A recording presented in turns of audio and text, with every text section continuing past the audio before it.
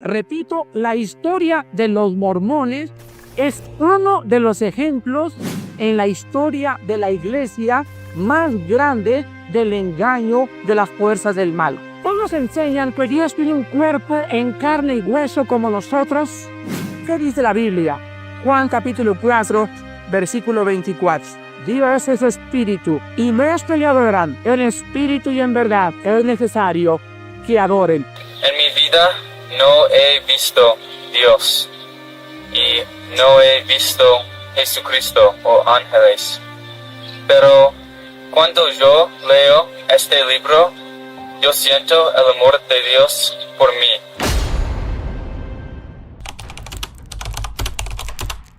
¿Alguna vez has visto a personas con una imagen impecable, bien vestidos, que siempre saludan a las personas y que generalmente están en grupos formados por un americano y un latino? Posiblemente sí. Ellos son los mormones, miembros de la Iglesia de Jesucristo de los Santos de los Últimos Días, una organización religiosa que, a pesar de su apariencia amigable y persuasiva, promueve enseñanzas que se apartan de las doctrinas bíblicas fundamentales y promueven nuevas revelaciones condenadas en la Biblia. Una de las doctrinas fundamentales de los mormones es su creencia en el Libro de Mormón, el cual consideran como otro testamento de Jesucristo. Según la enseñanza mormona, este libro fue traducido por Joseph Smith, el fundador de la Iglesia de Jesucristo de los Santos de los Últimos Días, a partir de unas planchas de oro que le fueron reveladas por un ángel llamado Moroni en el siglo XIX. El Libro de Mormón relata la historia de antiguos habitantes del continente americano y afirma contener revelaciones adicionales a las encontradas en la Biblia. Los mormones creen que estas revelaciones son esenciales para entender completamente el Evangelio de Jesucristo. Las Escrituras nos advierten sobre el peligro de aceptar nuevas revelaciones que contradicen o añaden a la palabra de Dios. En Gálatas capítulo 1, versículos 8 y 9, el apóstol Pablo nos da una seria advertencia. Mas si aún nosotros, o un ángel del cielo, os anunciare otro evangelio diferente del que os hemos anunciado, sea anatema. Como antes hemos dicho, también ahora lo repito.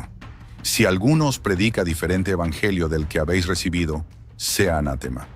Este versículo subraya que cualquier enseñanza que se desvíe del evangelio original debe ser rechazada, incluso si proviene de un ángel del cielo. Los mormones afirman que el Libro de Mormón y otras revelaciones dadas a sus profetas son esenciales, pero estas adiciones contradicen la suficiencia y la autoridad de la Biblia, y por lo tanto son peligrosas. Es crucial estar informados y equipados con el conocimiento bíblico para discernir la verdad y no ser engañados por enseñanzas falsas. Las Escrituras nos llaman a aferrarnos a la verdad del Evangelio y a rechazar cualquier enseñanza que se desvíe de esta verdad. En este video abordaremos un tema de gran importancia para nuestra fe cristiana: las doctrinas y enseñanzas de los mormones. Para ello contaremos con la participación de un reconocido pastor, Armando Alducin. Armando Alducin es un pastor, teólogo y conferencista internacional, conocido por su profundo conocimiento de las Escrituras y su habilidad para defender la fe cristiana. Con una vasta experiencia en el estudio de las sectas y movimientos religiosos, el pastor Alducin ha dedicado gran parte de su ministerio a enseñar y equipar a los creyentes para discernir la verdad de la palabra de Dios. En esta ocasión, el pastor Alducin nos guiará en un estudio detallado sobre los mormones, también conocidos como la Iglesia de Jesucristo de los Santos de los Últimos Días. Exploraremos juntos sus creencias, el origen de esta secta y los peligros que representan sus enseñanzas. Vamos en esta mañana a comenzar con el estudio acerca de la doctrina de los mormones. Es nuestro tercer estudio de doctrinas falsas. Vimos en primer lugar el catolicismo romano, después los testigos de Jehová, y en esta mañana vamos a comenzar con los mormones. Cuando el apóstol Pablo les escribía a los tesalonicenses en su segunda carta, en el segundo capítulo, Pablo escribía y les decía que ya estaba en acción el misterio de la iniquidad. O sea que estos poderes ocultos del mal estaban ya operando en la tierra. Y estos poderes del mal tienen un solo propósito principal: alejarnos de la verdad, de la palabra de Dios.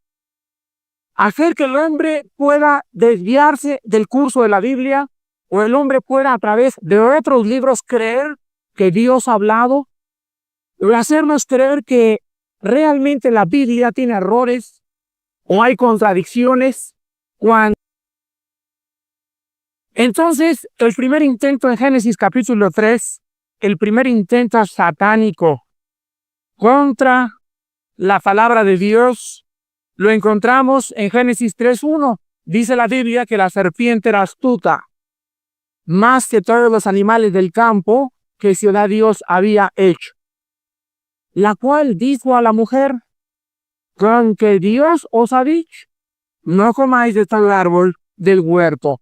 Vemos que el primer ataque dirigido al ser humano fue hacerlo dudar de la veracidad de lo que Dios había dicho. Con que Dios ha dicho, ¿de veras la Biblia es la única revelación de Dios? ¿De veras no hay otro libro que por ahí falte a la Biblia? ¿Con que de veras crees tú que toda la Biblia no tiene errores? Pues todos ustedes, hermanos en Jesucristo, serán atacados para hacerlo dudar acerca de la Biblia. Con este propósito, los poderes del mal pueden realizar apariciones, señales, milagros y prodigios mentirosos, y con el único fin de que el ser humano quite sus ojos de la palabra de Dios.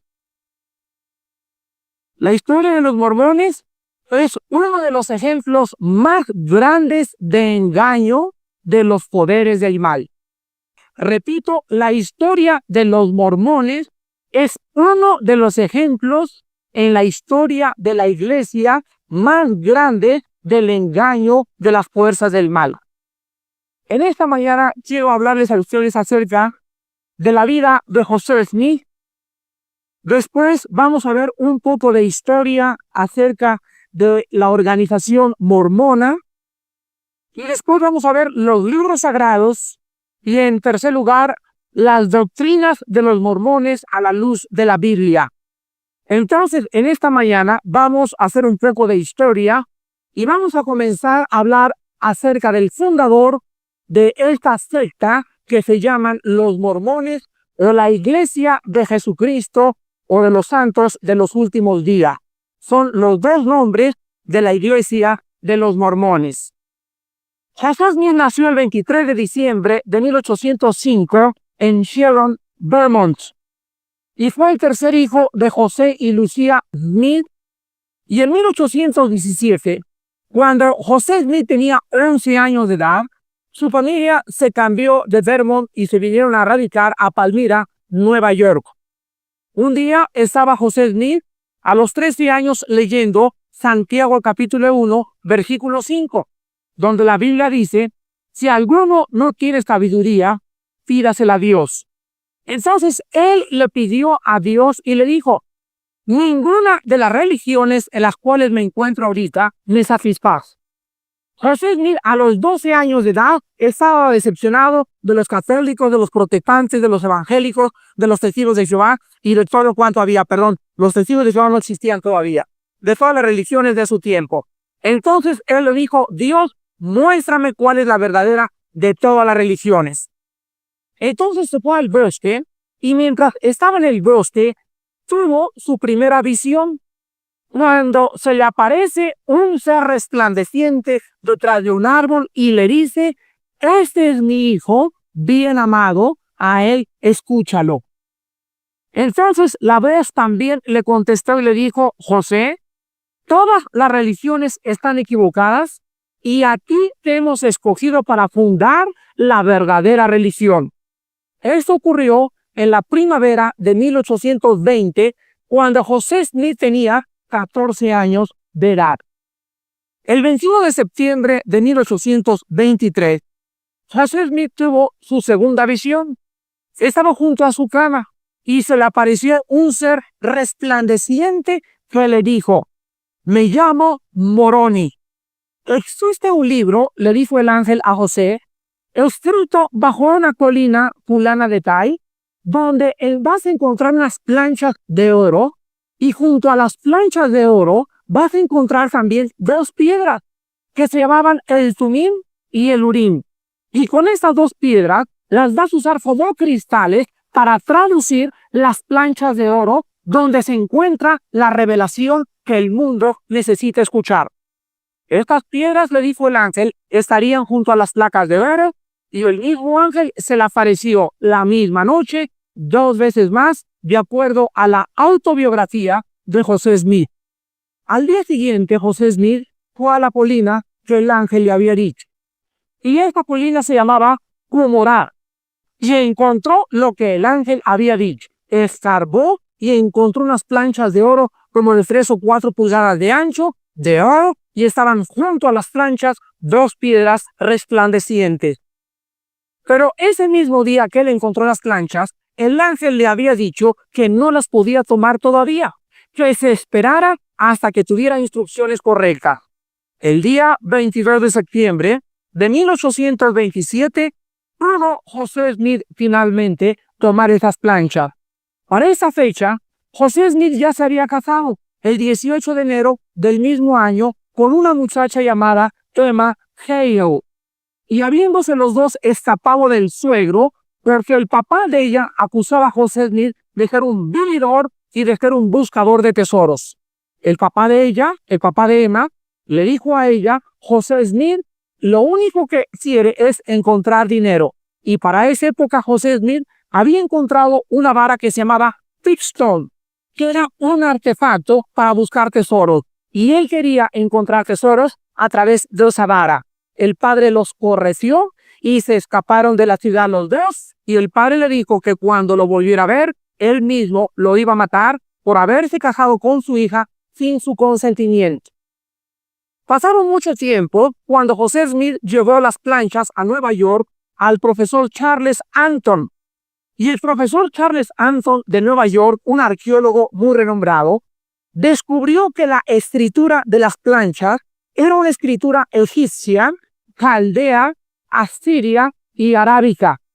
En abril de 1892, José Smith comenzó a traducir el libro del Mormón. En mayo de ese mismo año, se le apareció Juan el Bautista y le dijo Juan el Bautista que lo confirmaba en el sacerdocio de Aarón. Más tarde se le apareció Pedro, Santiago y Juan, los cuales le dijeron a él y a su amigo Cowdery, Oliver Cowdery, que los dos pertenecían al sacerdocio de Melquisedec. Sin embargo, el 26 de marzo de 1830, el libro del Mormón fue traducido oficialmente y se ponía por primera vez a la venta en la librería de Palmyra, Nueva York. El 6 de abril de 1830 se organizó oficialmente la Iglesia de Jesucristo de los Últimos Días en la ciudad de Fayette, Nueva York. El 27 de junio de 1844, mientras José Smith y su hermano Hiram estaban encarcelados, una turba se apoderó de la cárcel porque José Smith comenzó a enseñar que él podía tener muchas esposas. Y entonces escribió en uno de los artículos de fe del libro Doctrinas y Convenios un escrito dirigido a su esposa Emma, donde decía este escrito: Emma, tienes que aceptar que José, tu esposo, necesita por lo menos 20 esposas más. Y si no las aceptas, te irás a la condenación eterna. Entonces, como en aquella época, los americanos que estaban casi al borde de la Constitución americana y de la Guerra de Independencia que acababa de sucederse algunos años atrás, la Constitución americana prohibía la poligamía. Entonces los lincharon a José Smith y a su hermano Hiram en la cárcel, cuando en 1844, el 27 de junio, estaban siendo procesados por el delito de poligamía. A la muerte de José Smith le sucedió Brigham Young, el cual tuvo 25 mujeres y 56 hijos. Anoche que estaba estudiando y preparándome para este mensaje, le dije a mi esposa, que estábamos en Cuernavaca descansando anoche, y le dije, ¿qué te parecería? Ella no sabía lo que estaba preparando. Le dije, ¿qué te parecería si un ángel se me apareciera y yo te dijera, fíjate que un ángel me acaba de decir anoche que tengo por ahí 15 más que me están esperando? Y si tú no me obedecieras, yo te diría que el ángel me había dicho que te iba a ir al infierno. Y entonces mi esposa me dijo, pues creo que los dos nos iríamos juntos, porque no lo aceptaría de ninguna manera. Entonces le dije, tú sabes que eso fue lo que la esposa de José Smith, un fundador de la secta de los mormones, le inventó a ella, y los dos estamos muertos de la risa, porque de veras no es posible que esta muchacha haya podido llegar a creer, pero sin embargo las fuerzas del mal son tremendas. Vamos a ver la iglesia mormona, su organización rápidamente. Y la iglesia de Jesucristo de los últimos días está dividida en 562 contingentes, 4.342 distritos y 793 ramas independientes. Un contingente es una agrupación mayor de iglesia comparada a una diócesis, arquidiócesis o un presbiterio protestante. Un distrito es comparado a una organización de iglesias locales. Y una rama independiente es un embrión del distrito, o sea, una iglesia nueva, pero aún no organizada.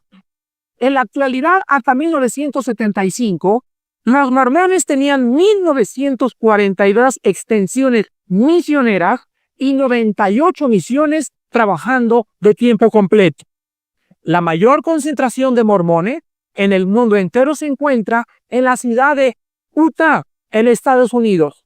Actualmente los mormones tienen 15 templos gigantescos, 6 en Utah, 2 en California, 1 en Mesa, Arizona, 1 en Idaho Falls, Idaho, otro en Lyle, Hawái, otro en Charleston, Alberta, Canadá, 1 en Inglaterra, Suiza y Nueva Zelanda, respectivamente. Y acaban de terminar otro en la ciudad de Washington, D.C.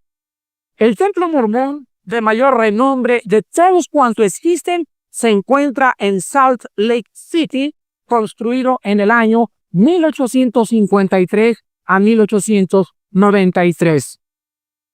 Los mormones tienen en su organización dos clases de sacerdocios: el sacerdocio del orden arónico y el sacerdocio del orden de Melquisedec. Y todos los niños de 12 años para arriba pueden pertenecer al sacerdocio arónico, y los muchachos de 19 años en adelante pueden pertenecer al sacerdocio de Melquisedec. Pero sin embargo, ¿qué dice la Biblia acerca de estos sacerdocios?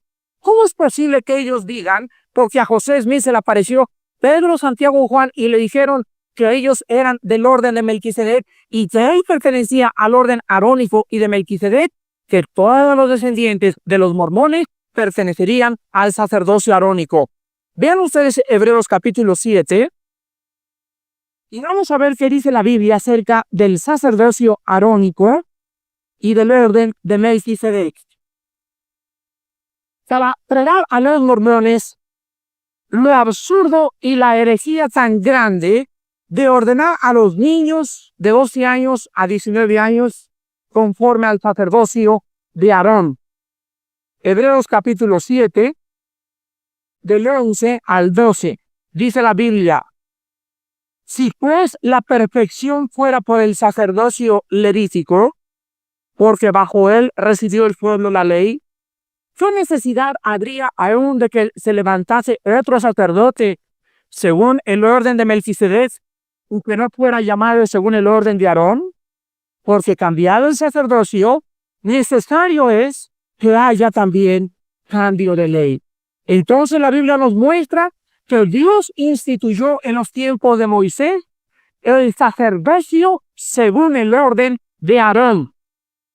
Pero todos los sacerdotes que pertenecían a este culto ofrecían sacrificios por los pecados del pueblo. Pero cuando Jesucristo muere en la cruz del Calvario y expía los pecados de todo el mundo, de todo aquel que quiera creer en ese sacrificio, el sacerdocio arónico desaparece completamente. Ya los sacerdotes del Antiguo Testamento no tienen ninguna razón de ser, porque las funciones encomendadas al sacerdocio arónico han terminado con la muerte de Jesucristo. Ahora veamos en Hebreos capítulo 7 ahí mismo, del versículo 15 en adelante, el sacerdocio de Melquisedec. Y dice el versículo 15 de Hebreos capítulo 7, y esto es aún más manifiesto, si a semejanza de Melquisedec se levanta un sacerdote distinto, no constituido conforme a la ley del mandamiento acerca de la descendencia, sino según el poder de una vida indestructible, pues se da testimonio de él. O sea, está hablando de Cristo. Tú eres sacerdote para siempre, según el orden de Melquisedec. ¿Qué ha pues abrogado el mandamiento anterior a causa de su debilidad e ineficacia? Pues nada, perfeccionó la ley, y de la introducción de una mejor esperanza por la cual nos acercamos a Dios. Y esto no fue hecho sin juramento, porque los otros, ciertamente sin juramento, fueron hechos sacerdotes, pero este con el juramento del que le dijo, juró el Señor, y no se arrepentirá, tú eres sacerdote para siempre, según el orden de Melquisedec. Por tanto, Jesús es hecho fiador de un mejor pacto, y los otros sacerdotes llegaron a ser muchos, debido a que por la muerte no podían continuar. Mas este, por cuanto permanece para siempre, tiene un sacerdocio inmutable, por lo cual puede también salvar perpetuamente a los que por él se acercan a Dios, viviendo siempre para interceder por ellos. Aquí vemos que Dios presenta a Melquisedec como un tipo de Jesucristo, y vemos que Jesucristo es el único que lo puede sustentar. Cuando Pedro, Santiago y Juan se le aparecieron, que no eran Pedro, Santiago y Juan, vamos a ver más adelante quiénes eran. Cuando se le aparecieron a José Smith y le dijeron que él era del orden de Melquisedec, si José Smith hubiera checado Hebreos 7, hubiera dicho, ¿a quién le creo? ¿A la Biblia o a la aparición? Y tú estás ante la misma alternativa cuando tengas apariciones. Vean Gálatas capítulo 1. Tú estás en la misma alternativa cuando tengas sueños. Tú estás ante la misma alternativa cuando tengas visiones. Y gracias a Dios que podemos comparar y proteger y medir los sueños y las visiones y las apariciones con la inmutable palabra de Dios. Dice en Gálatas 1, del 6 en adelante, estoy maravillado. Le escribe Pablo a los Gálatas. Estoy maravillado de que tan pronto se hayan alejado del que los llamó por la gracia de Cristo para seguir un evangelio diferente. No que haya otro, sino que hay algunos que los perturban y quieren pervertir el evangelio de Cristo. Aquí entra José Smith. Mas si a uno nosotros, fíjense ustedes, si a uno nosotros o un ángel del cielo les anunciare otro evangelio diferente del que les hemos anunciado, sea anatema. La palabra anatema significa maldito. Pablo hace 2000 años, les escribió y les dijo a los Gálatas, si se aparece alguien y dice soy Peter Pan, o soy el Lobo Feroz, o soy Santa Cayetana, o soy la Virgen de Zapopan, o soy Santiago, o soy cualquier cosa que les diga la visión, no está de acuerdo a la palabra de Dios, sea maldito, refrende la visión. ¿Por qué no podemos confiar en las visiones ni en los sueños? Porque el poder de iniquidad ya está en acción. Porque los poderes del mal ya están operando con señales y prodigios mentirosos para engañar, ahora si se dejan, a los mismos escogidos. La autoridad suprema de los mormones, o en la iglesia se le llama la primera presidencia, y se compone del presidente y de 12 consejeros. El actual presidente hasta 1975 era Harold B. Lee, y el cuerpo de rango inferior o el concilio de los 12, este cuerpo de 12 hombres son los que ponen al presidente y son los que los sustituyen cuando el presidente de los mormones fallezca.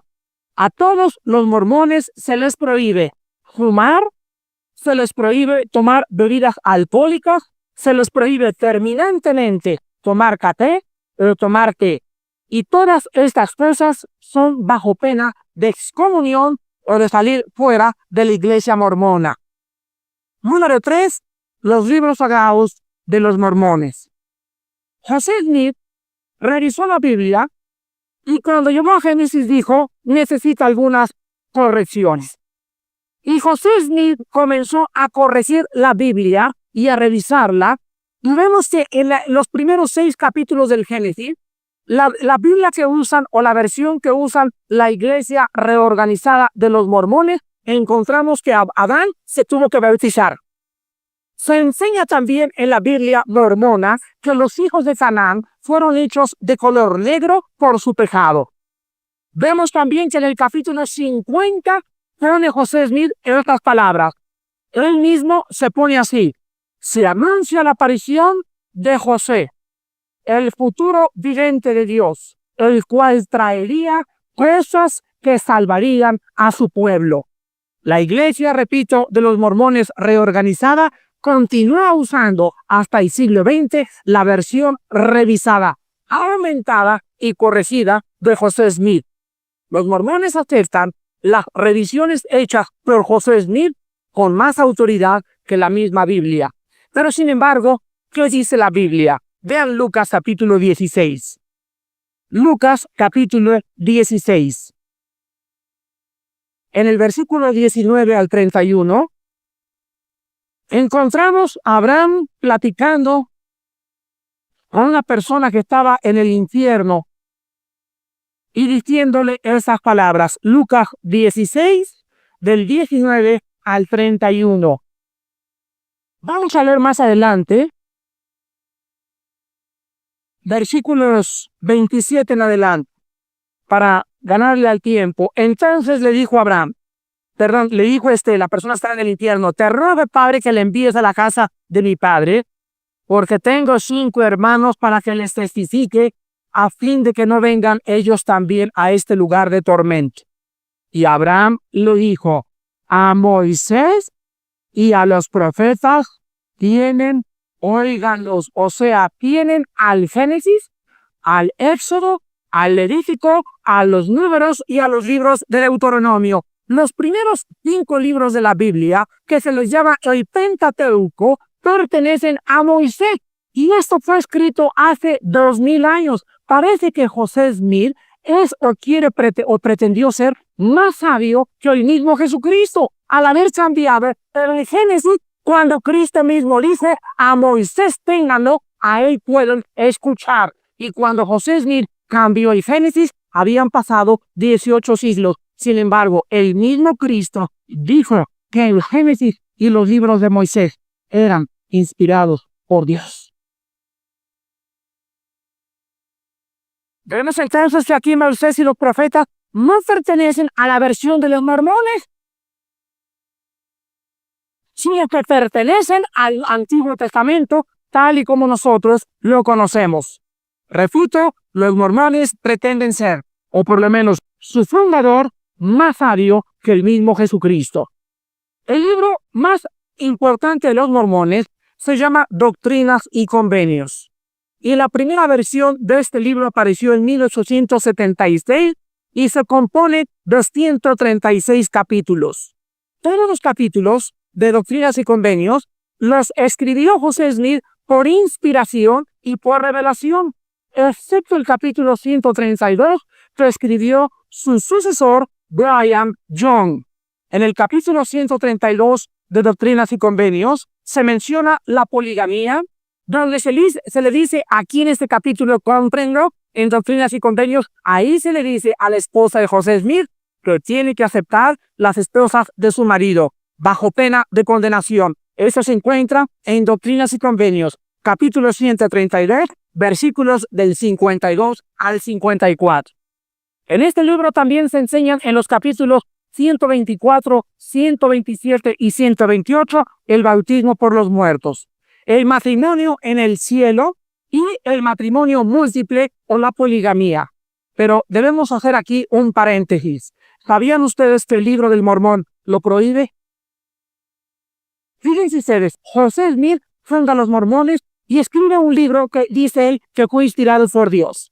Y después traduce otro libro que es el libro del Mormón, que también dice que es inspirado por Dios. Pero sin embargo, en un libro se le manda a su esposa, él mismo lo escribe, que tengan que aceptar las otras esposas. Y el libro de Mormón considera abominable la poligamía. La pregunta es, señores mormones, ¿cuál de los dos libros es inspirado por Dios? Y vas a poner este solo hecho para haber considerado a José Smith, el mentiroso y el farsante más grande que ha tenido la historia de los engaños en el mundo. El segundo libro que los mormones tienen es La Perla de Gran Precio. Y este libro contiene los escritos de José Smith bajo el título de Artículos de Fe en la página 59. Uno de estos artículos dice lo siguiente: creemos que la Biblia es la palabra de Dios, al igual que el libro del Mormón. El que se encuentra en la página 59 en La Perla de Gran Precio bajo el título Artículos de Fe. El libro de La Perla de Gran Precio se divide en 5 secciones. Número 1 contienen el libro de Moisés, escrito con 8 capítulos cubriendo los primeros 6 capítulos del Génesis con las correcciones y las versiones aumentadas de José Smith. En segundo lugar, La Perla de Gran Precio contiene el libro de Abraham, el cual se afirma es una traducción de un papiro egipcio.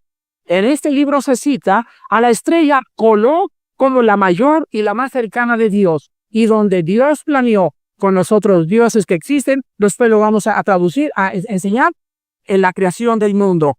En tercer lugar se encuentra en La Perla de Gran Precio una traducción del capítulo 24 de San Mateo hecha por José Smith. En cuarto lugar se encuentran porciones de la autobiografía de José Smith. Y en quinto lugar se encuentran los artículos de fe de la Iglesia Mormona. Pero vamos a ver las pruebas que los contradicen. Aun cuando los mormones consideran los libros de La Perla de Gran Precio, Doctrinas y Convenios, y los artículos de fe, y el libro del Mormón, los consideran más veraces que la misma Biblia y sin errores, fíjense ustedes que hace pocos años, damas y caballeros, se descubrieron los rollos del Mar Muerto. Y en estos rollos del Mar Muerto, que fueron escritos en papiro antiguo y encontrados cerca del Mar Muerto en una cueva bajo un frasco, estos rollos contienen libros de todo el Antiguo Testamento, menos del libro de Esther. ¿Y sabían ustedes que estos rollos pertenecen a una época de 200 años antes de Cristo? Y sin embargo, los rollos del Mar Muerto son idénticos al Antiguo Testamento que tenemos en esta mañana en la mano. Los rollos del Mar Muerto es una de las pruebas arqueológicas más grandes que Dios ha permitido a sus hijos y a la iglesia cristiana para que nosotros comprobemos que el Antiguo Testamento, tal como lo tenemos traducido de la Vulgata Latina o de los escritos originales hebreos y aramaicos y griegos, son exactamente la forma como Dios lo diseñó. ¿Cómo es posible entonces? ¿Cómo es posible que los mormones hayan podido creer que tiene más veracidad los libros que tienen cuando los descubrimientos arqueológicos prueban que la Biblia no tiene problemas? Ya no sabes Hebreos capítulo 1. Hebreos capítulo 1, versículos del 1 al 2. ¿Cuántos dolores de cabeza la gente se evitaría si de veras amaran la Biblia y amaran encontrar el camino y la verdad y la vida eterna?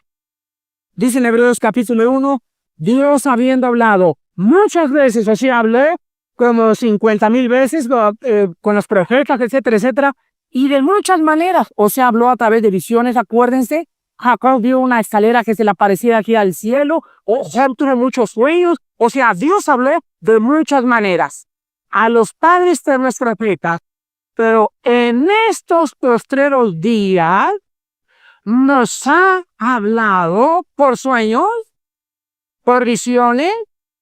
No, en estos últimos días nos ha hablado por el Hijo,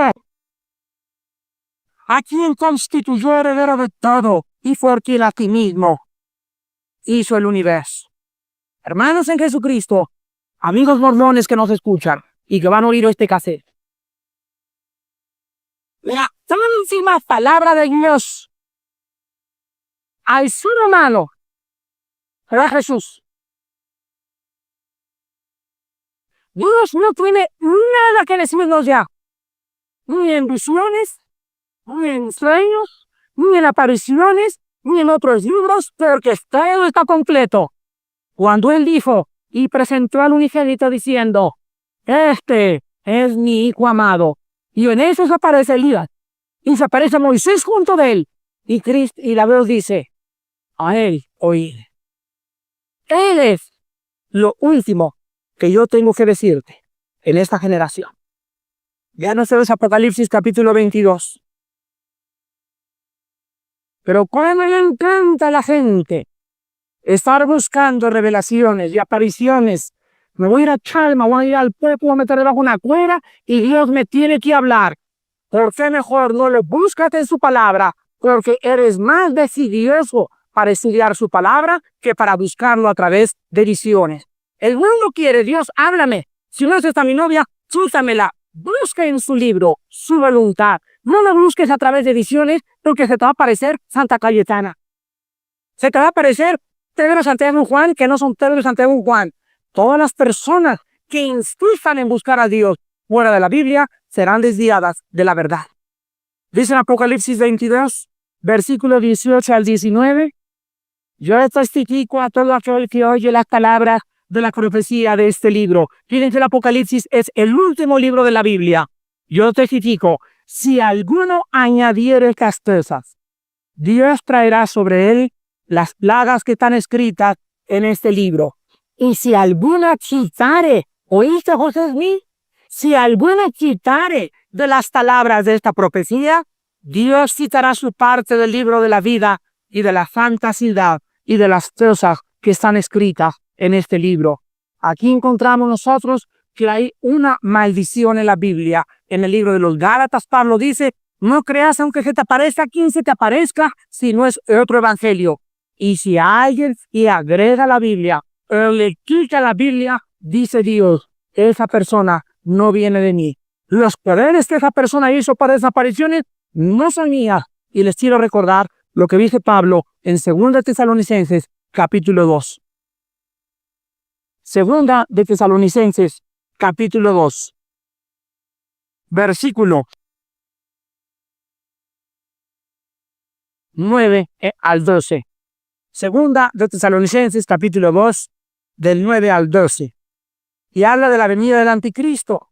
Y dice Pablo, iniquo cuyo advenimiento es por obra de Satanás, con gran poder y señales y prodigios mentirosos, y con todo engaño de iniquidad para los que se pierden, por cuanto no recibieron el amor de la verdad para ser salvos.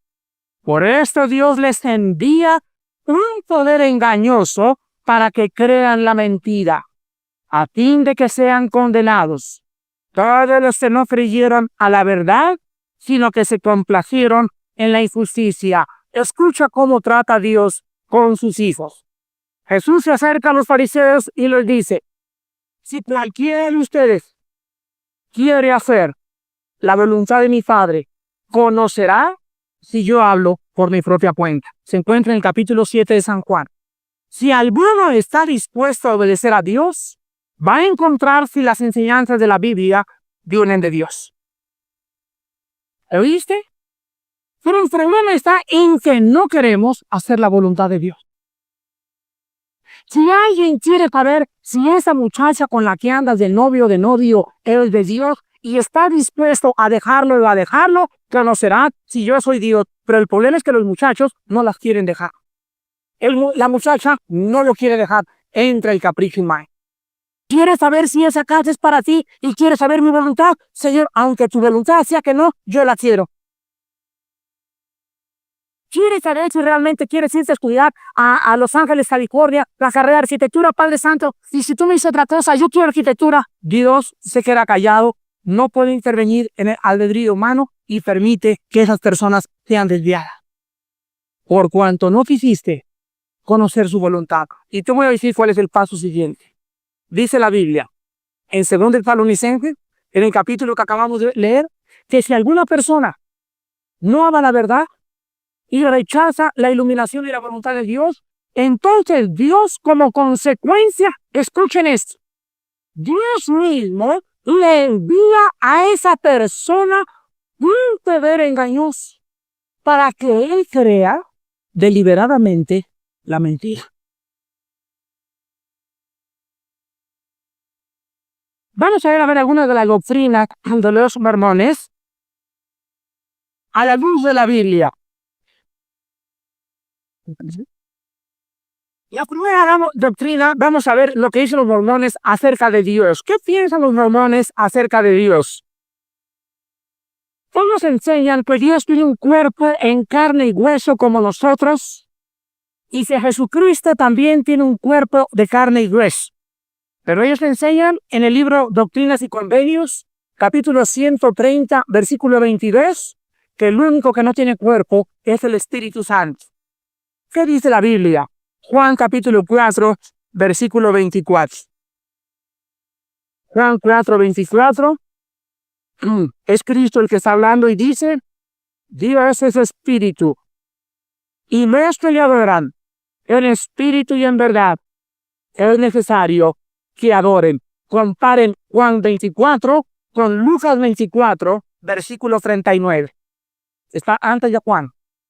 Comparen Juan 24 con Lucas 24, versículo 39.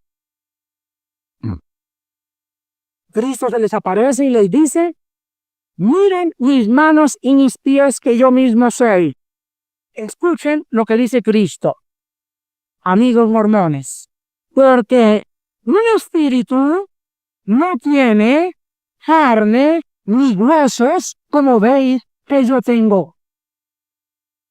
Dios es espíritu y la Biblia dice que un espíritu no tiene carne ni huesos.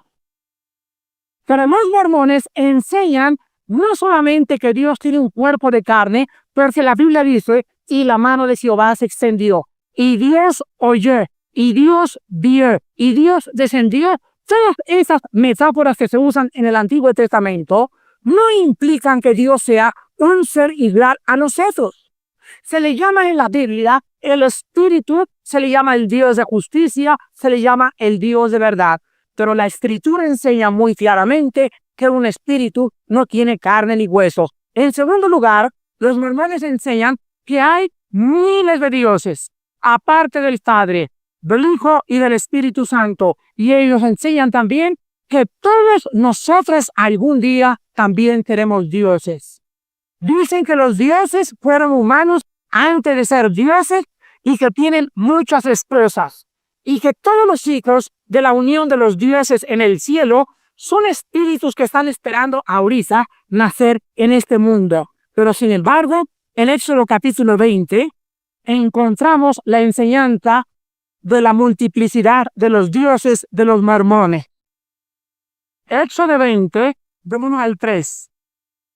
Y habló Dios todas estas palabras diciendo, yo soy Jehová tu Dios que te saqué de la tierra de Egipto, de casa de servidumbre.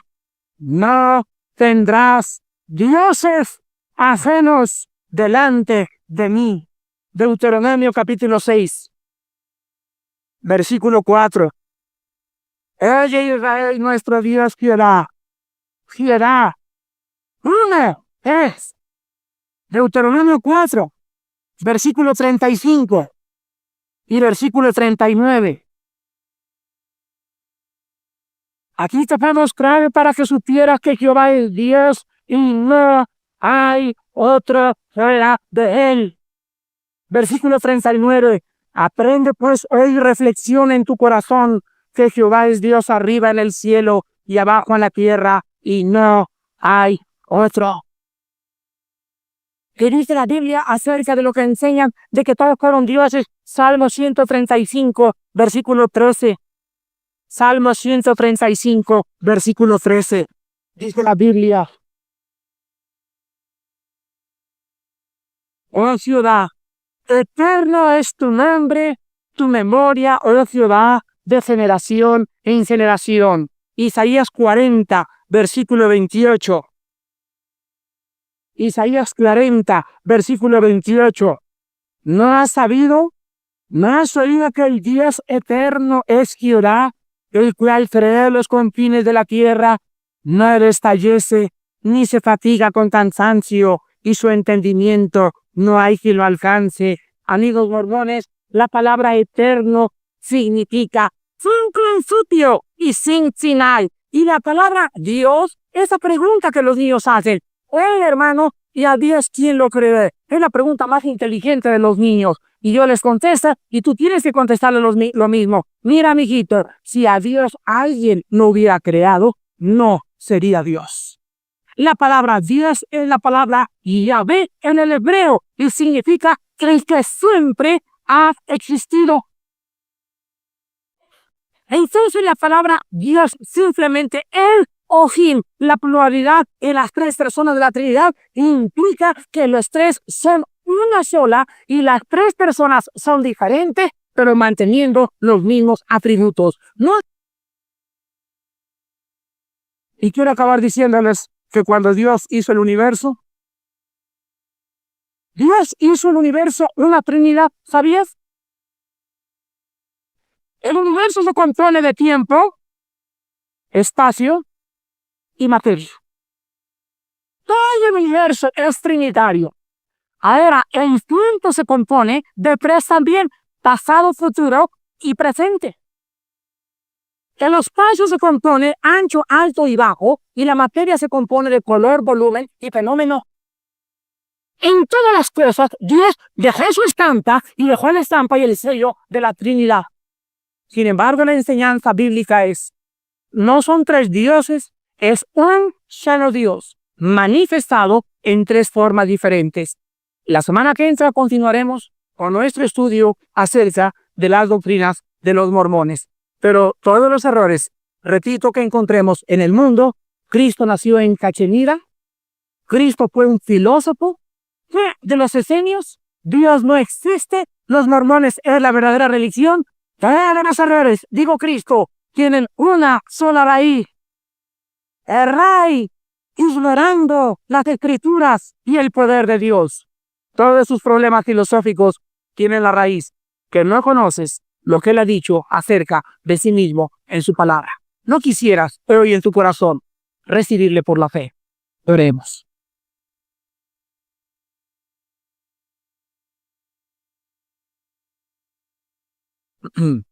Vamos en esta mañana a acabar con nuestro estudio acerca de las doctrinas falsas de los mormones.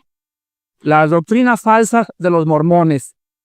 En la clase pasada vimos y analizamos que los mormones fueron fundados por un señor llamado José Smith, el cual dijo que le había aparecido Jesús, San Pedro, San Juan, Santiago, San Juan el Bautista y el Padre. Pero esta persona fundó esta secta que se llama los mormones, y en 1830 del siglo pasado, los mormones ya habían establecido la iglesia oficialmente, basadas en las apariciones de este señor llamado José Smith, al cual después el señor Brigham Young le siguió, y actualmente tienen sus cuarteles generales en la ciudad de Salt Lake City, en el estado de Utah, en Estados Unidos. Nos quedamos en la clase pasada lo que ellos enseñan acerca de la salvación. Y antes de comenzar a abordar el tema de los mormones, quiero recordarles a ustedes que la forma como podemos identificar a una persona o a una secta es haciéndole tres preguntas. ¿Qué piensan ellos acerca de la Biblia? ¿Qué piensan ellos acerca de la persona de Jesús? ¿Y qué piensan ellos acerca de la salvación? Estas tres preguntas son importantísimas, porque absolutamente todas las sectas que existen, sin excepción, todos piensan que la Biblia está incompleta y le agregan siempre o tradiciones o algún libro más.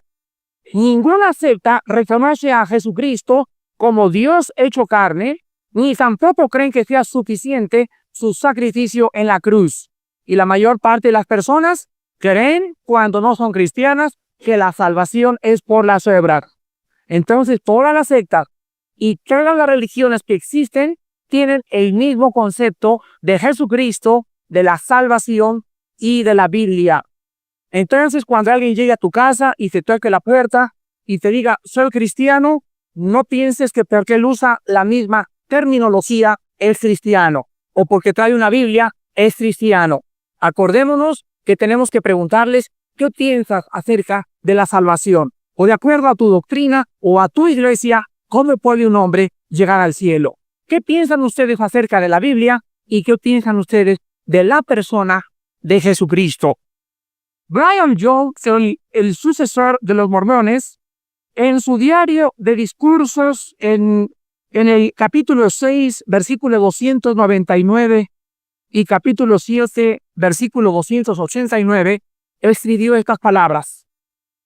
Díganles a todos los hombres de toda la tierra que los santos de los últimos días, o sea, los mormones, son sus redentores. Crean en Dios, crean en Cristo, crean en José Smith, su profeta, y en mí como su sucesor. Si ustedes creen en su corazón y confiesan con su boca que Jesús es el Cristo, que José Smith es su profeta y que yo soy su sucesor, serán salvos en el reino de Dios y en la vida venidera.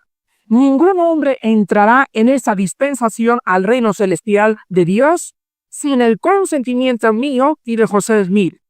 Cada hombre y cada mujer deberán tener el certificado de José Smith Jr. como pasaporte para entrar a las mansiones donde están Dios y Jesucristo. Veamos el capítulo 6 de San Juan. ¿Qué dice la Biblia al respecto de tener un pasaporte para creer en José Smith y en su sucesor para entrar al reino de Dios? Juan capítulo 6, versículo 28 y 29. Entonces le dijeron, ¿qué debemos hacer para poner en práctica las obras de Dios? Respondió Jesús y les dijo, esta es la obra de Dios, que creáis en José Smith, en Brigham Young, que creáis en el que Él ha enviado. Quiero que noten ustedes que las personas que le hicieron esta pregunta a Cristo le estaban preguntando qué deben hacer. Hebra, ¿lo notan? ¿Qué debemos hacer? ¿A dónde debemos de cruzar? ¿Debemos de cruzar un monte de rodillas? ¿Debemos de guardar vigilia? Ellos estaban buscando hacer algo. ¿Qué debemos hacer? Pero Jesús les contestó, no tienen que hacer nada. Lo que tienen que hacer es creer en aquel que yo envié. La gente siempre quiere llegar al cielo portándose bien, con sus buenas obras. Pero la Biblia nos muestra que primero es la fe en Cristo y después las buenas obras. Pero tus buenas obras sin la fe en Cristo no te pueden llevar a ningún lado. Vean Hebreos 7, capítulo, versículo 27 ahora. Hebreos 7, versículo 27. Y dice así. Vamos a ver desde el versículo 26 y 27.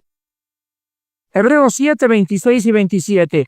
Porque tal sumo sacerdote nos convenía, santo, inocente, sin mancha, apartado de los pecadores y hecho más sublime que los cielos, que no tiene necesidad cada día, como aquellos sumos sacerdotes, de ofrecer primero sacrificios por sus propios pecados y luego por los del pueblo, porque esto lo hizo una vez para siempre, ofreciéndose a sí mismo. O sea que cuando nosotros comprendemos, por ejemplo, lo que es el sacrificio de la misa en la religión católica, nosotros aprendemos en la Biblia que el sacrificio de la misa es la repetición del sacrificio de Jesucristo por los vivos y por los muertos.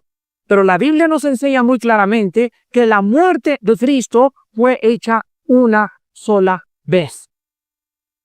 Una vez y para siempre.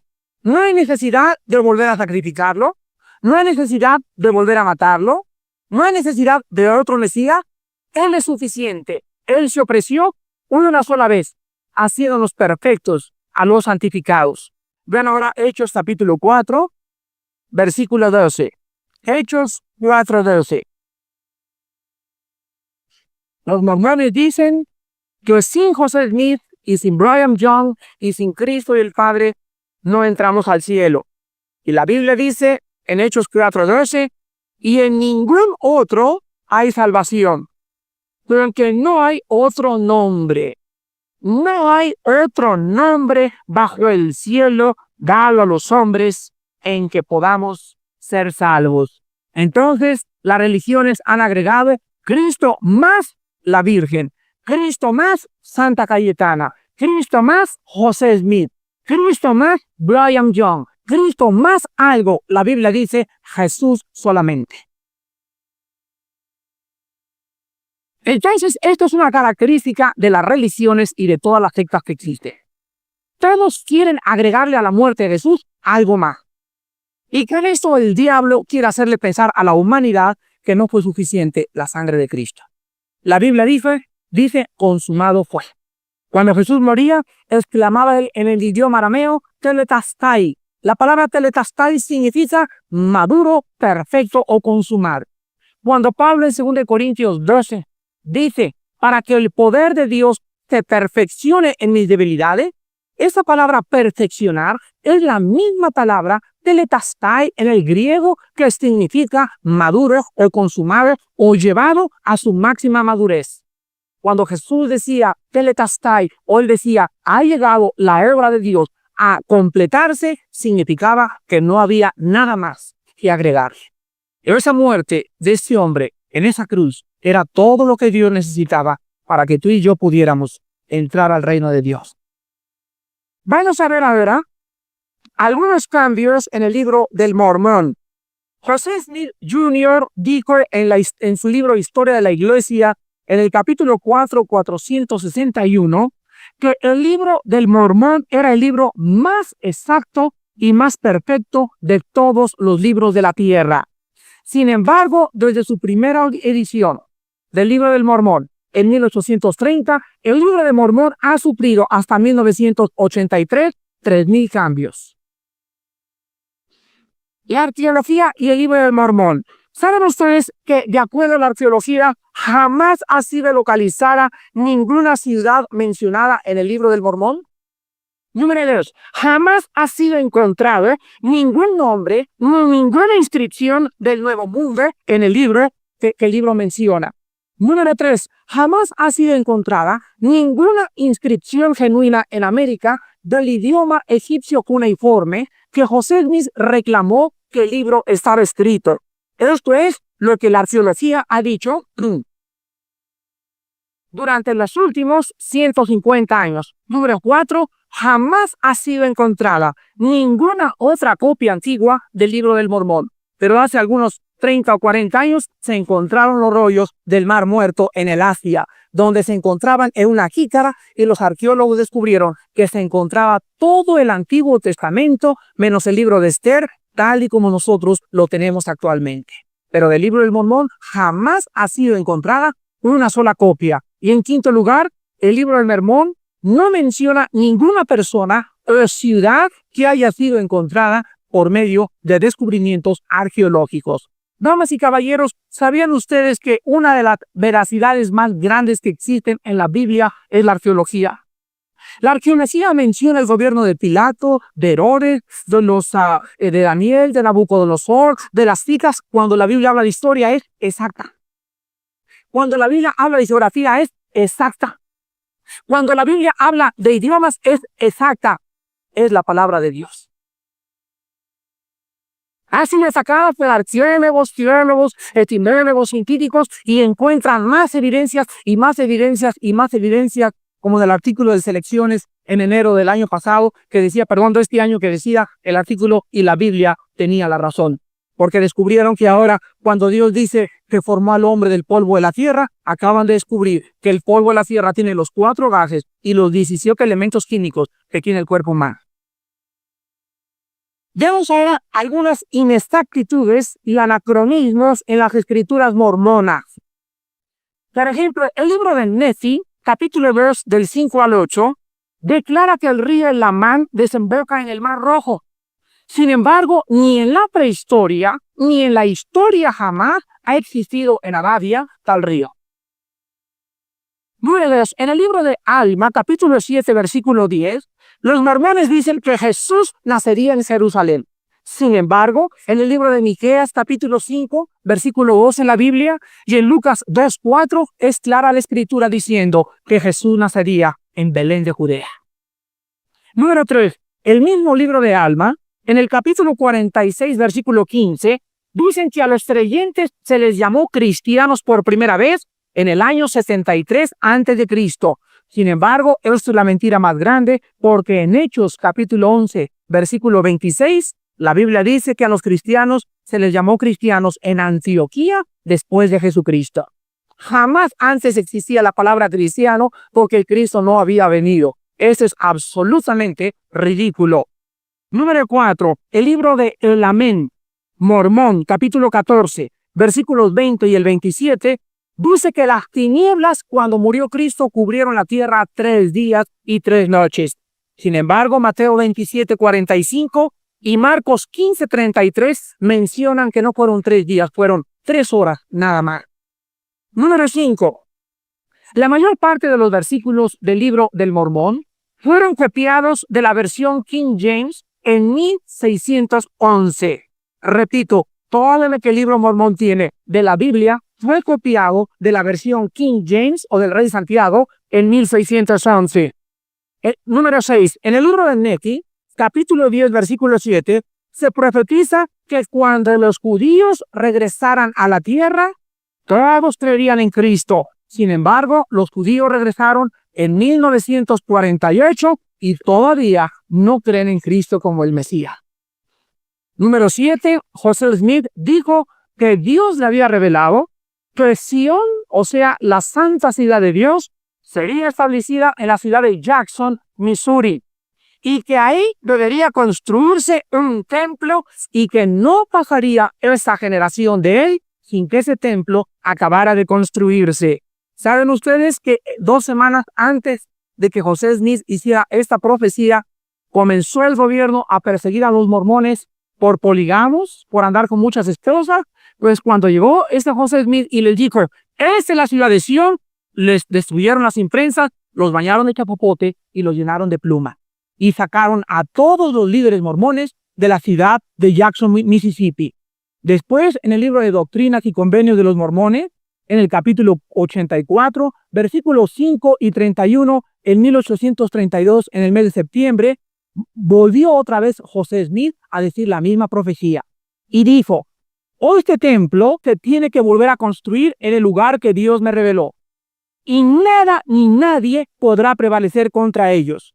Después, cuando volvió a profetizar esto, en el capítulo 101 de Doctrinas y Convenios, versículos 17 al 21 y el versículo 1833, han pasado desde esa vez 150 años y el templo jamás fue construido como José Smith lo profetizó. Damas y caballeros, José Smith fue un falso profeta. Vean ustedes Deuteronomio capítulo 3. Durante mucho tiempo, cuando Dios levantaba profetas en el Antiguo Testamento, existía una duda. Y la duda de Deuteronomio capítulo 3. Y la duda era la siguiente. ¿Cómo podíamos nosotros poder diferenciar la verdad de la mentira? ¿Cómo podríamos, le preguntaron a Moisés, dile a Jehová que nos diga, ¿cómo podemos nosotros saber si tú eres realmente verdadero profeta? ¿Cómo pueden ustedes saber si Armando Alducin está diciendo la verdad? ¿Cómo puedo saber si el predicador de la iglesia enfrente está diciendo la verdad? ¿Cómo podemos distinguir el error de la mentira? Entonces Dios les dio en la Biblia dos pruebas para los falsos profetas. En Deuteronomio capítulo 13, del 1 al 4, dice la Biblia: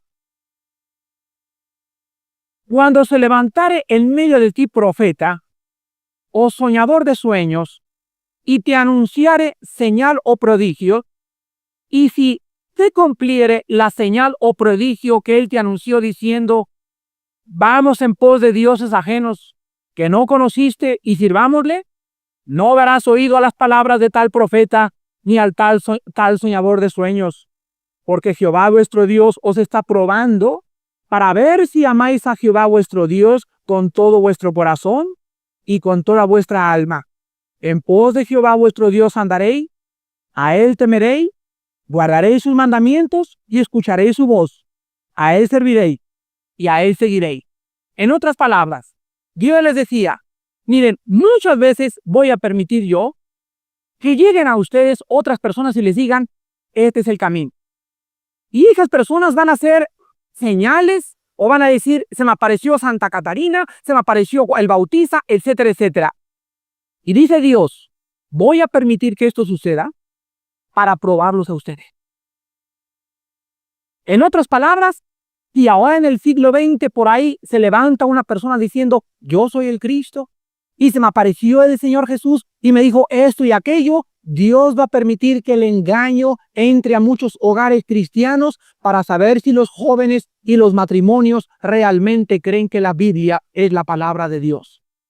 Y yo he visto muchas personas que han comenzado en el camino de Cristo y están ahorita con los mormones, están ahorita con los testigos de Jehová, porque jamás checaron en la Biblia si lo que estaba diciendo era la verdad. Yo me he cansado de decirles, cuando yo predique, cuando mi hermano predique, cuando cualquier otro predicador predique, chequen la Biblia. Qué lindo que dice en el libro de los Hechos que había una iglesia que siempre checaba la Biblia para ver si era como les habían dicho. Vean ustedes ahora el capítulo 18 de Deuteronomio. Deuteronomio 18, versículos del 18 al 22, y viene la prueba máxima de los profetas. Del 18 al 22. Profeta les levantaré de en medio de sus hermanos como tú, y pondré mis palabras en su boca, y él les hablará todo lo que yo le mandare. Mas a cualquiera que no oyere mis palabras que él hablare en mi nombre, yo le pediré cuenta. El profeta que tuviera la presunción de hablar palabra en mi nombre, a quien yo no le haya mandado hablar, o que hablare en nombre de dioses ajenos, el tal profeta morirá. Y si dijeres en tu corazón, ¿cómo conoceremos la palabra que Jehová nos ha hablado?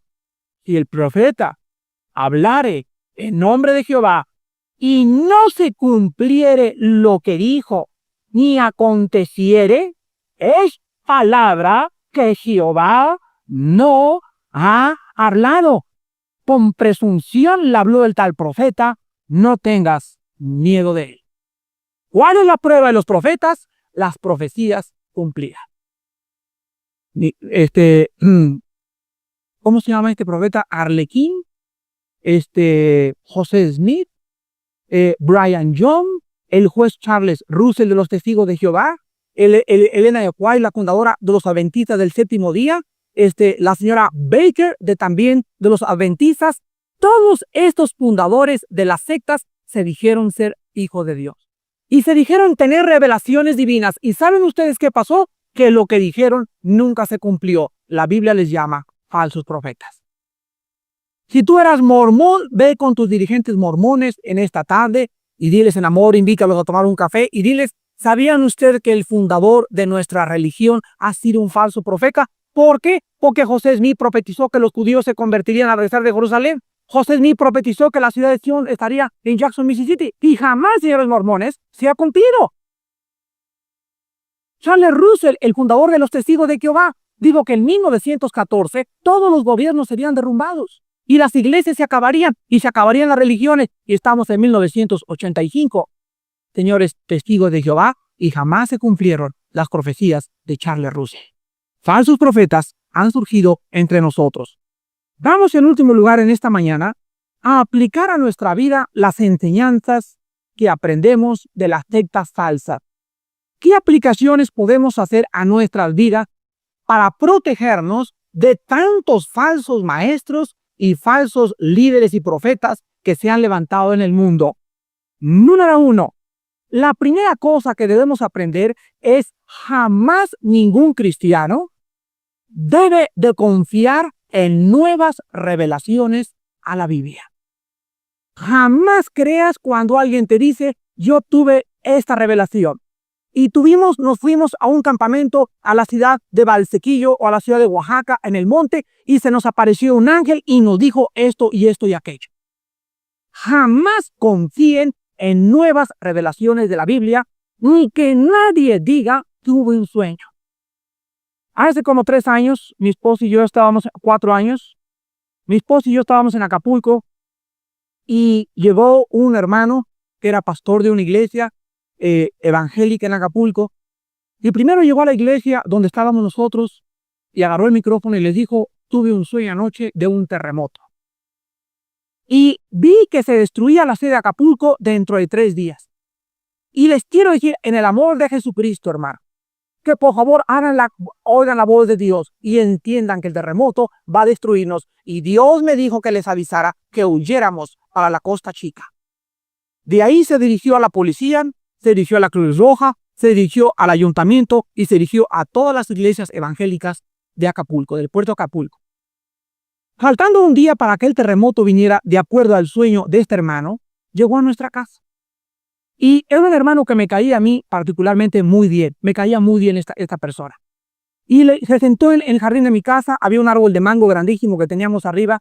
Mi esposa se sentó a un lado, que está aquí enfrente ahorita. Y yo le pregunté al hermano, en el nombre de Jesús y por su sangre preciosa, yo le exhorto a que usted me diga la verdad. Y en ese instante me dijo el hermano, sí, Armando, te lo juro que es de Dios. Y en este instante le cayó una rama del árbol que teníamos arriba, pero miren, así de gruesa en la cabeza y lo descalabró. Aquí está mi esposa, te sigo que no estoy mintiendo. En ese instante fue como una cosa de Dios, ¿verdad? Él dijo, lo juro por Dios, por Jehová, por Cristo, que es verdad lo que estoy diciendo, y que le cae el ramalazo de un mango. Mi esposo y yo, pues, ya tuvimos nuestras dudas, se fue, y mi esposa tiene un alto discernimiento así en personas que traen ideas chuecas, y me dijo, no sé qué le pasa, pero no creo lo que él está diciendo. Pues se fue, y este hermano, al otro día que no sucedió nada, lo excomulgaron. O sea, todas las iglesias evangélicas le quitaron sus credenciales de pastor y hizo quedar en ridículo a todos los pastores y a muchos cristianos del puerto de Acapulco, y todo porque él había dicho, tuve un sueño para que huyeran del terremoto de Acapulco. ¿Por qué la Biblia nos manda no confiar en los sueños de nadie? Y que tuve un sueño que nos fuéramos para allá, puede que sea y puede que no sea, pero antes déjame checar la Biblia. Vean ustedes Hebreos capítulo 1. Ya no podemos confiar en sueños, ni en visiones, ni en apariciones, por lo que la Biblia nos enseña en esta mañana. Dice en Hebreos capítulo 1, versículo del 1 al 2, Dios, habiendo hablado muchas veces, pero habló más de 2000 veces en el Antiguo Testamento, se dice, así dice Jehová, más de 2000 veces. Habiendo hablado muchas veces y de muchas maneras, habló a través de ¿cómo? Sueños, a través de visiones. Agarraba una nube Dios y les decía a Moisés, sigan la nube. Les abrió el mar rojo, les habló mostrándoles su poder a través de abrir el mar rojo. Les abrió el río Jordán a Josué. A Josué le detuvo el sol en Gabaón durante más de 24 horas. Habló Dios de muchas veces y de muchas formas en el Antiguo Testamento. Y les habló por sueños, por visiones, por apariciones, etcétera, etcétera. Escuchen lo que la Biblia dice en el Nuevo Testamento. En estos postreros días, versículo 2, en estos últimos días, nos ha hablado por el Hijo, a quien constituyó heredero de todo y por quien asimismo hizo el universo. En otras palabras, Dios ya desecha las muchas visiones y las nubes. Ahora tampoco nos abre el río Zempoala, ni jamás ha abierto el río Bravo en la frontera con Estados Unidos para que pasemos al otro lado. No nos ha hecho nada de cosas. Ya los muertos no resucitan. Ya no hay tantas cosas espectaculares como había en el Antiguo Testamento. Ya no ha detenido el sol, porque ahora en estos tiempos Dios nos ha dado la más grande prueba de que Él existe. Ahora Dios nos ha dado la señal más grande de su poder. Cuando Pablo llegó a Corinto, los corintios le dijeron, eran filósofos y querían la verdad pura y querían filosofía, y les dijo Pablo a los corintios: los griegos buscan señales y los judíos buscan sabiduría. Perdón, al revés. Los griegos sabiduría, los judíos señales. Mas a los griegos y a los judíos Jesucristo, poder y sabiduría de Dios.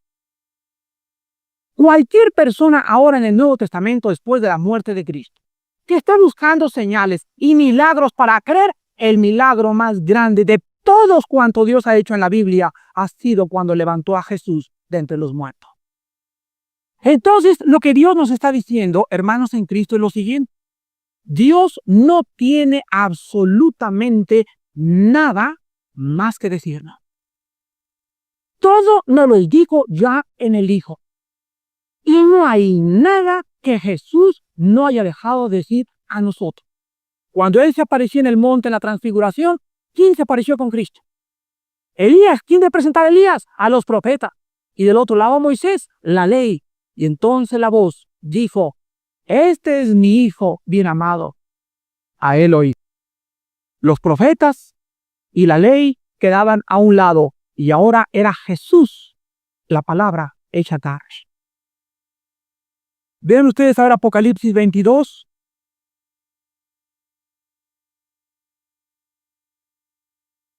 Apocalipsis 22, la Biblia se cierra la Biblia con esas advertencias en el versículo 18 al 19.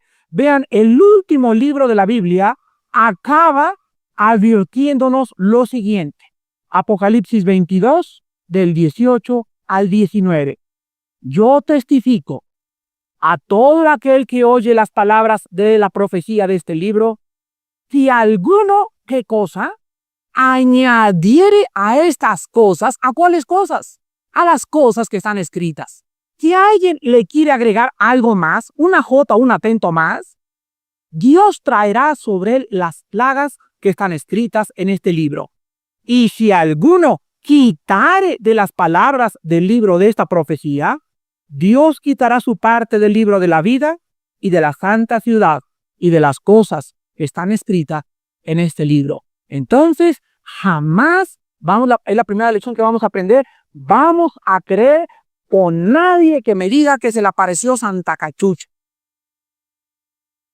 ¿Saben ustedes, así en México, cuántas apariciones ha sucedido? Miren, México es uno de los países más idólatras de todas las naciones que están sobre la tierra. Es un país donde los santos les sale sangre, donde se aparecen vírgenes, donde se le voltea la cabeza a un señor ahí dentro de la iglesia, donde se aparece San Agustín, Santa Catarina, Santa Cayetana, el niño de Atoche, etcétera, etcétera. Es increíble las apariciones aquí en México. Pero sin embargo, esto tiene una raíz: los poderes del mal. Y nosotros tenemos una carga tremenda. Ir a nuestros vecinos, a nuestros compatriotas, a nuestros amigos mexicanos y decirles: solo Cristo salva. No hay otro nombre bajo el cielo en que podamos ser salvos. La Biblia establece sus medios como puede el hombre lograr la salvación. Nosotros somos embajadores de Cristo y como embajadores de Él le rogamos: hagan la paz con Dios. Yo no sé qué carga tienes tú por México, pero mi corazón está que se inflama por ver este país en las llamas del Evangelio. Vean ustedes ahora 2 Corintios capítulo 11. 2 Corintios capítulo 11. En 2 Corintios 11, dice la Biblia en el versículo 3 y 4, pero temo que como la serpiente con su astucia engañó a Eva, vuestros sentidos sean de alguna manera extraviados de la sincera fidelidad a Cristo. Porque si viene alguno predicando a otro Jesús que el que os hemos predicado, o si recibís otro espíritu que el que habéis recibido, o otro evangelio que el que os habéis aceptado, bien lo toleráis.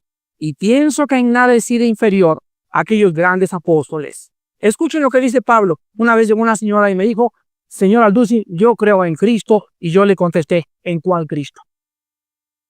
¿En cuál? ¿Cómo que en cuál? Se puso así toda nerviosa. ¿Cómo que crees en Cristo? Le dije, no, señora. El Cristo que usted adora no es el Cristo de la Biblia. El Cristo de la Biblia dice, vosotros me amáis si guardáis mis mandamientos. Por lo tanto, el Cristo en el que usted cree es un Cristo que usted ha fabricado. Es un Cristo que no es el Cristo resucitado. Usted le falla en la cruz, usted le hace veneraciones, usted le hace sacrificios y Él odia todas las cosas que usted le hace. Usted no tiene el mismo Cristo que yo tengo. Discúlpeme.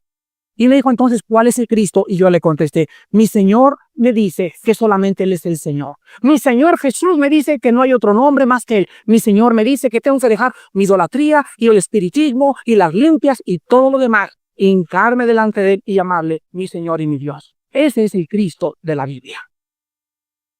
Entonces, por eso dice Pablo, si alguien viene predicando otro Cristo, y el Cristo que se predica en la calle, hubieran visto hoy en la mañana, me habló un hermano, me dice, préndele el canal 13 rápidamente, como a las 11 de la mañana, y andaban entrevistando aquí en México qué pensaban de Cristo, y la sarta de tonterías que la gente estaba hablando acerca de Cristo. Y todo eso era el resultado de la ignorancia, porque no hay otro libro que nos diga quién es Cristo más que las Escrituras. Entonces, cualquier concepto que tú hayas traído en esta mañana de Cristo no es el concepto bíblico. Y si no es el concepto bíblico, tu Cristo está distorsionado. Tu Cristo está pervertido y tu evangelio es otro. No es el evangelio de la gracia de Dios. Número 3.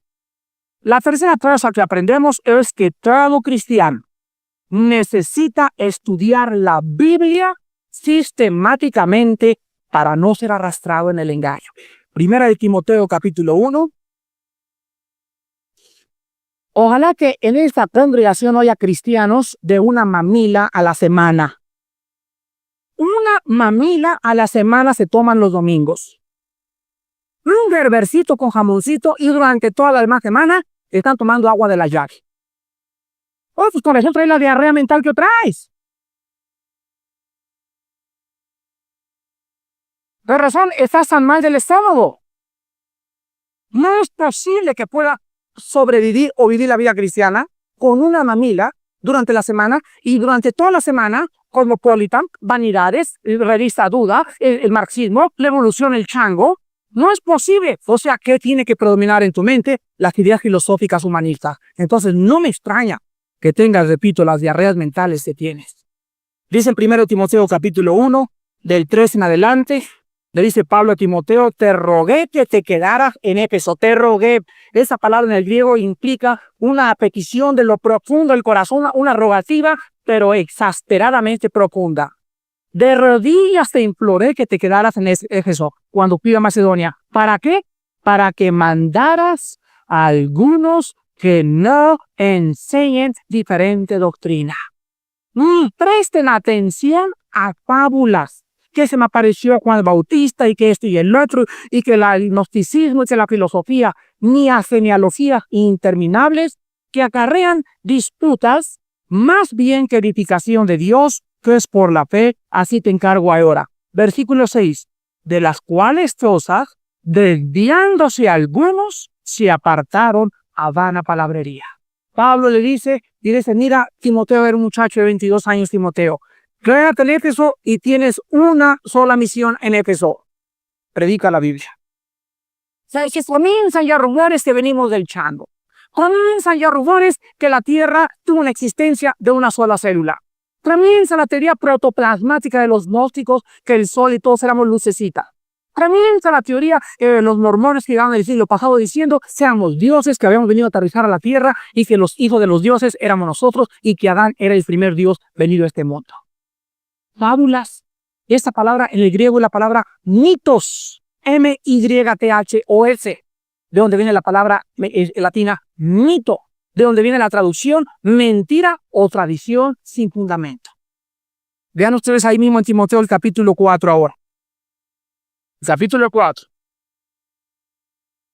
Quiero recordarles que Timoteo fueron las 2 últimas cartas que Pablo escribió antes de morir.